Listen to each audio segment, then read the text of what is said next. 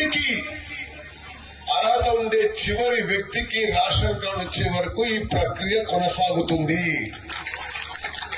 కొంత ప్రతిపక్షాలు మరి ఈ విషయంలో దుష్ప్రచారం చేస్తున్నాయి, విష ప్రచారం చేసే ప్రయత్నం చేస్తున్నాయి. ఈ లిస్టులో అట్లొచ్చింది, ఆ లిస్టులో అట్లొచ్చింది అని. ఏ లిస్టులో ఏమున్నా ఎవరు అయోమయానికి గందరగోళానికి ఏమన్నా అనుమానానికి తావు లేదు. రాష్ట్ర సివిల్ సప్లైస్ మంత్రిగా నేను స్పష్టమైన ప్రకటన ఇస్తున్నా. ప్రక్రియ 26వ తారీఖు మొదలైతుంది.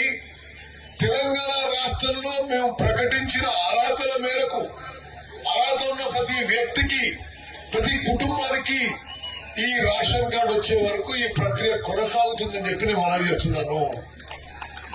మిత్రులారా, మీకు ఏ స్థాయిలో ఈ రేషన్ కార్డులు మేము చేస్తున్నామో ఒకసారి మీరు ఆలోచన చేయండి. గత ప్రభుత్వంలో 10 ఏళ్లలో మరి ఏనాడు కూడా సిస్టమేటిక్ గా రాష్ట్ర వ్యాప్తంగా తెల్ల రేషన్ కార్డు ఇవ్వలే. ఎక్కడో హుజూరాబాద్ లో బై ఎలక్షన్ అయితే కొన్ని కార్డులు ఇచ్చిండ్రు, ఎక్కడో మునుగోడులో బై ఎలక్షన్ అయితే కొన్ని కార్డులు ఇచ్చిండ్రు, మరి కొన్ని తొలగింపు కూడా చేసింది.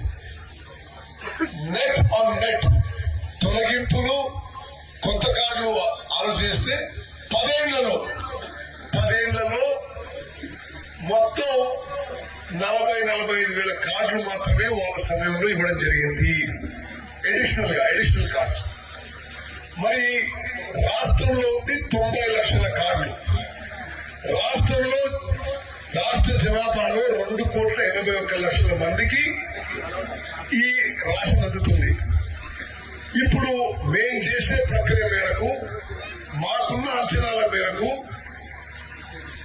రాష్ట్ర వ్యాప్తంగా పీడీఎస్ సిస్టమ్ ద్వారా ఈ కొత్త రేషన్ కార్డ్స్, పాత రేషన్ కార్డులు అదనపు కుటుంబ సభ్యులు చేరిక ప్రక్రియ పూర్తయిన తర్వాత ఇప్పుడు ఇస్తున్న 2,81,00,000 మంది కాకుండా మరొక 35 నుంచి 40 లక్షల మందికి మరి ఉచితంగా బియ్యం ఇచ్చే విధంగా ఈ రేషన్ కార్డ్స్ ప్రక్రియ ముందుకు పోతుందని చెప్పి మనం చేస్తున్నాం.